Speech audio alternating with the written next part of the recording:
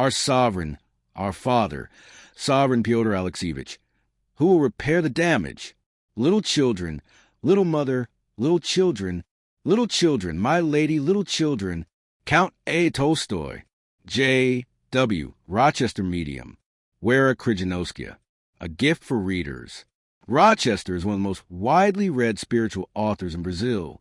His powerful style, depicting each scene with words as if we were watching a film, and the historical foundation that permeates the entire plot are unmistakable characteristics of an author who brings to life countless remarkable characters. This new age, which Lumen Editorial now brings to light after tireless research, is an example of this Rochester brand. The book, never before published in Brazil, is the result of our publisher's efforts to recover the works of the spiritual author so that we can better understand not only the process of a spiritist cosmic awareness, but also the history of mediumship itself, represented in this volume by the Russian medium Wera Krijanowskaia. Rochester's themes are controversial. Lumen Editorial necessarily does not agree with all of the author's opinions, but it considers it crucial to bring the text to light as they were conceived, with Dmitry Sulgusov's precise and meticulous translation aiming, above all, to present readers with important, serious, and high-quality work. The editors. It was the 20th of December, 1699. The day was very cold, but clear, the dull winter sun reflected in brilliant rays on the domes of the churches. In the streets of the first capital, an unusual agitation was witnessed. Red Square was packed with a dense crowd attracted by the beating of drums and loud blasts of trumpets, preceded by heralds on horseback, announcing throughout the city a new decree from the Tsar. But the crowd's excitement was not joyful. On the contrary, their faces were worried and even frightened. These were difficult times for the Russian land, a time of violent and turbulent transformations that demolished or shook to their foundations the ancient traditions and centuries, old pillars of the Russian people. For this reason, any new decree was greeted with fear and trepidation, as it would certainly entail some terrible novelty. But what was promulgated exceeded their wildest expectations, and, for the masses, was utterly obscure. And now we are at the end of the year 1699 of the birth of Christ. The herald burst out in loud shouts. On the next 1st of January, we will be in the year 1700, and at the same time, we will enter a new century. And for such a cause, good and useful, the great sovereign decreed to count the years from now on in decrees, and in all acts, including noting them in purchase and sale deeds, starting from the 1st of January of the year 1700 of the birth of Christ. Upon hearing the announcement, the people looked at one another in confusion. Until then, the new year had always begun on September 1st, when, unexpectedly, just 4 months after the arrival of the new year of 1699, another new year was supposed to begin. Fear and discouragement were etched on everyone's faces. The people understood nothing, and only one thought loomed large in their darkened minds, that such a willful act, which seemed to violate the order established by God, would inevitably bring all sorts of terrible misfortunes. Earthquakes, hurricanes, plague, or some other heavenly punishment would befall the nation. The biggest concern was that of the merchants who, dissatisfied and fearful, thought about abandoning their commercial obligations, based on tradition, now in collapse and confusion for a year and 4 months. But despite the astonishment, fear, and even indignation that seethed in the hearts of the majority of the population, the crowd remained silent. It was dangerous enough to express one's opinions, let alone utter a rash word that could be interpreted as an offense to His Majesty or be suspected of theft, the consequences of which would be torture and execution, from which no merit or social standing would be spared. After hearing, following the promulgation of the decree, the order to celebrate the new year with popular festivities for 7 uninterrupted days, the crowd dispersed, crossing themselves and taking home the terrible news never heard since the world began. In the midst of the people, who listened silently but attentively to the Tsar's new decree, 2 men stood in the front row. The first, of middle age, wore servant's attire. His frank and good-natured expression was startled. The second was a pilgrim monk, old, thin, and stooped, wearing a warm but clean cassock, with a scrip on his back and a staff in his hand. Barely, containing the indignation that boiled in his soul, he listened to the herald, head down. When the crowd began to slowly disperse, the servant and the pilgrim, who apparently knew each other, also set off. "What do you think of this, Father Varnava?" the servant suddenly asked in a low voice. It's an insult to God, that's law. Oh, this will end badly. What will become of us sinners? The monk raised his head, and his sunken eyes stared murkily at the servant. As the wise say, a good beginning ends well. So the opposite is, a bad beginning ends badly. Even more so with autocratic human nature. Its arbitrary, nefarious act dared to go against divine commandments.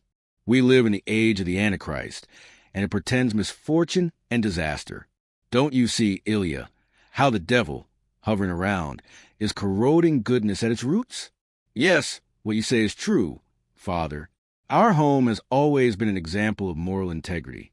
Prince Danila Petrovich himself and his poor deceased wife, Varvara Borisovna, live without ever neglecting God's commandments. Today, who knows what happens in families? Ilya waved his arm angrily. You say and even recognize young Prince Artemy Danilovich. It is as if he came from a strange country. He is dressed in a Germanic kaftan one and cares only about foreigners.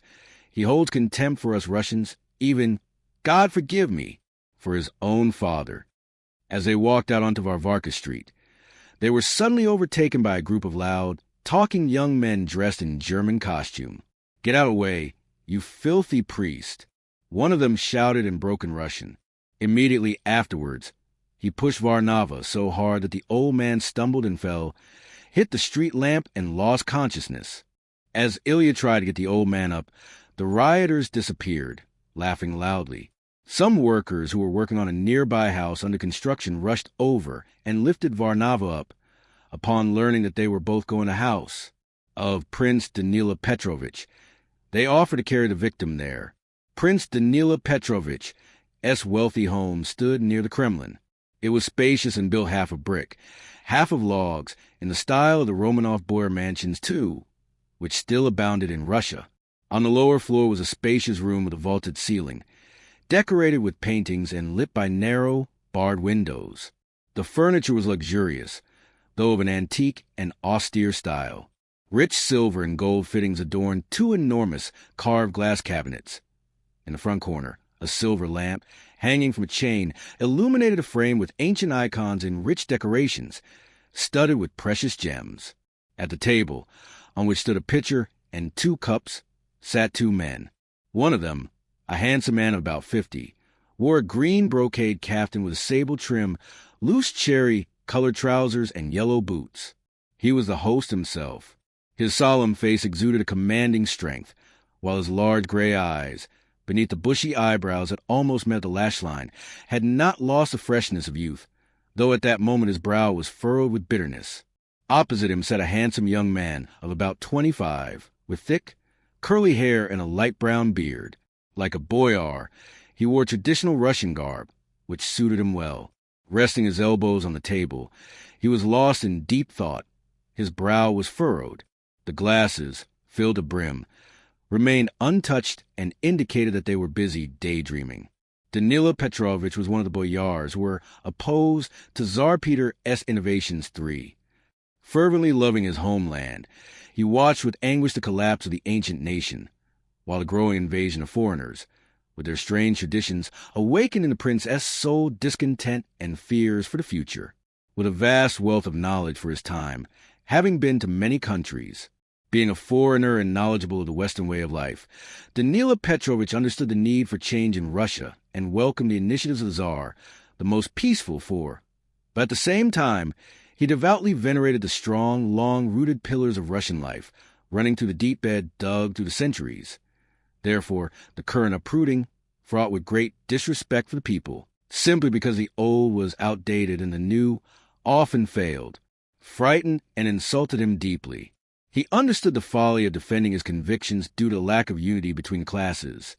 His stubbornness in fighting alone was futile 5, which did not prevent him from grumbling against the court and trying to stay as far away from it as possible.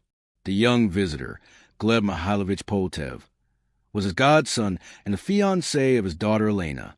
Gleb shared his future father-in-law's views. He stopped by his house to express his indignation at the decree, which had been read all day in all the squares, and the content of which he had learned the day before from a reliable source, Lariondo Kukin, clerk of the Puchker Order 6. Danila Petrovich listened to him in silence, nervously stroking his shaggy silver beard, only chuckling occasionally. Gleb fell silent, and a long, painful silence began, just when we found them. "So, Gleb Mihailovich, are you still worried about the decree?" the boyar asked mockingly. It's not worth worrying about. With so many prodigies happening in Russia, extorting 8 months of the year is nothing. Just for a change, we'll have a year or 4 months, and that's it." The young man shivered and straightened up. "It's true, Godfather. Nothing has surprised us for some time now. Dokukin told me yesterday that a new decree will be published soon. The boyars, the Okolniki, 7, the Dumni, 8, and their relatives, the Stalniki, 9, the Stryapchi, 10, the Moscow boyars and clerks, the inhabitants and all high and low officials, the merchants and servants of boyars in Moscow and other cities, must wear mandatory clothing. Hungarian woman with a German kaftan over it, long enough to be cinched at the waist. In short, everyone except the clergy, the coachmen, and the peasants. The Tsar knows that if the people are involved, there will be rebellion. Funny, the Tsar hates our costumes. The people will be wary and wary of foreigners, yet he dreams of bringing us closer to them, wanting to insert them into our daily lives. Not even he feels at ease in his German kaftan and tricorn, gallivanting among us in boyar garb. No, he is not ours. He is not a Russian Tsar in spirit. He is a foreigner ruling Russia. Remember when he returned from abroad in the summer? In the morning, the dignitaries, the courtiers, nobles, and simple people duly came to the Transfiguration Palace to pay their respects to the sovereign. That day, thank God, I was away. Friends told me that the Tsar received everyone sweetly, kissed them, and recalled his friendship with King Augustus XI. However, to the great astonishment of those present, he kept suggesting that everyone shave their beards. He even cut off, at the same time, China's Prince Romanovs and others, not to mention the Streknevoyars, Tikhon and Nikitich. 5 days later, instead of attending the Kremlin ceremony to traditionally receive the Patriarch's blessing and greet the people on New Year's Eve, the Tsar pulled another prank at the Shine banquet. Boyars and courtiers were present, including some sailors, with and without beards. The Tsar, very amiable, chatted and, as in times past, personally distributed apples to the guests. Meanwhile, the court jester, scissors in hand, grabbed someone by the beard and began to cut it off, causing a general delirium. 3 days later, at the Lefort's house, everyone was beardless. It was amusing to see them in Russian kaftans, neither wearing nor removing them, and they looked like clean-shaven Germans. Yes, indeed, today is worse than when we were under the yoke of the Tartars. Even though they were heretics, at least after paying the taxes, everyone did what they wanted at home. The Khan 12 didn't interfere with what we wore, nor did he order the bearded men to be beheaded. Well, I'm not here because of the shame that has befallen the country. I have a personal problem that worries me. It's about Elena Danilovna. I wanted to talk to her for a long time, but I kept putting it off. Did she disappoint you in something? Asked the prince, frowning. Gleb sighed.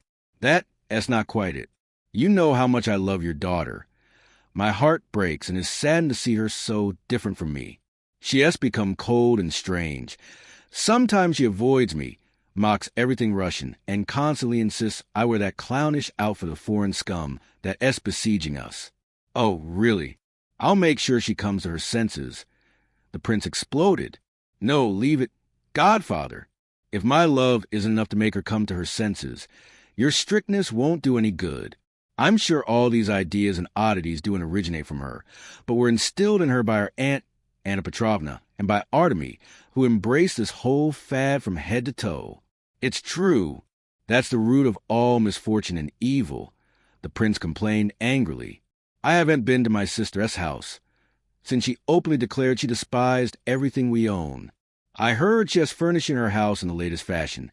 She's hired a German courtier and a steward who thinks he is great. There are 2 scoundrels who are blatantly robbing her. That's right. My cousin Dmitri told me that at Anna Petrovna's gatherings, and Gleb burst out laughing. In addition to all those foreign counts, barons, and marquises, he met her barber, Lombard, and her tailor, a German. Anna Petrovna invited them all. The intruding barbers and shoemakers became pairs of boyars and courtiers. Yes, yes, couples, until they dominate us and become our masters, Danila Petrovich grumbled. And my children, he continued, clutching his head in his hands. They have denied and betrayed everything I love and venerate. Artemis stops. I am finished. He still does not dare to challenge me openly, although he prevents me from seeing his clean-shaven beard, his German kaftan, and his foreign friends. Gleb Mihailovich looked at the prince sympathetically, apparently hesitating to say anything, but then continued decisively, since, Godfather, you yourself brought up the subject. I consider my duty to warn you that Artemis leads a very dissipated life. He is a frequent visitor to a German village with all its indecencies. For some time now, a German or Dutchman, a certain Baron Dorfgame, has been inseparable from him and, I think, is even wasting him. I also heard that Artemis, apparently, doesn't leave the house of a German man who has a pretty daughter. Her father already calls his son, in-law. Danila Petrovich's face flushed, and his voice trembled with suppressed fury. I can swear this will never happen.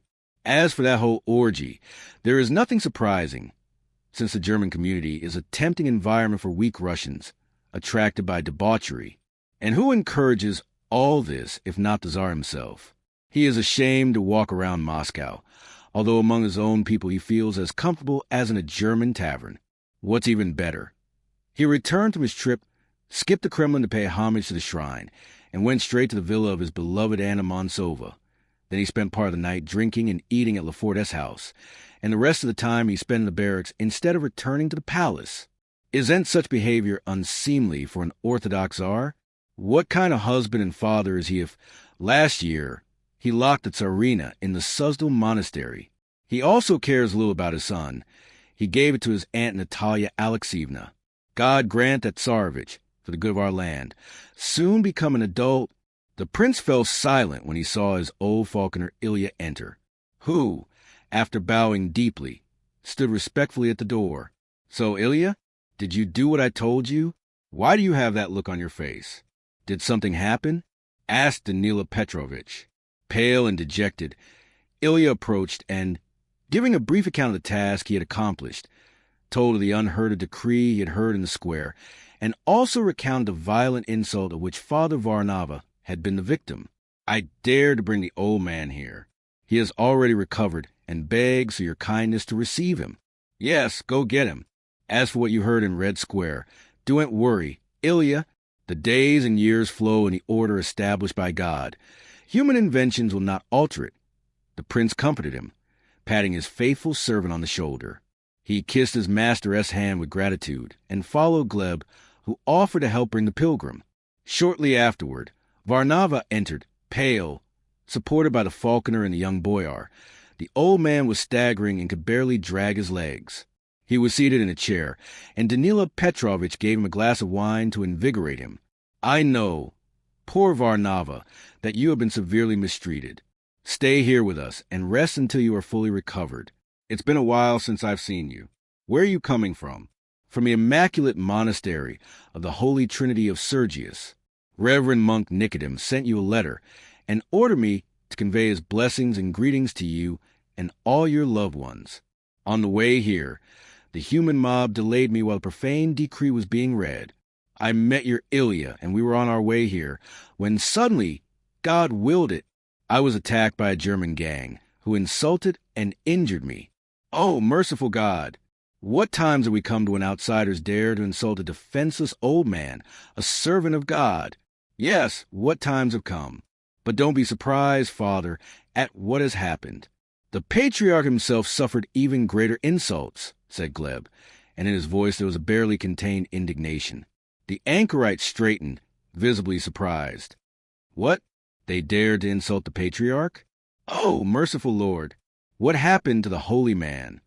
This is what the very trustworthy witnesses told me. The voyevoda Kolomensky, the stolnik Klemeny-Cholkov, and the patriarch's cell-keeper. This happened before the sentence handed down by the Streltsy order.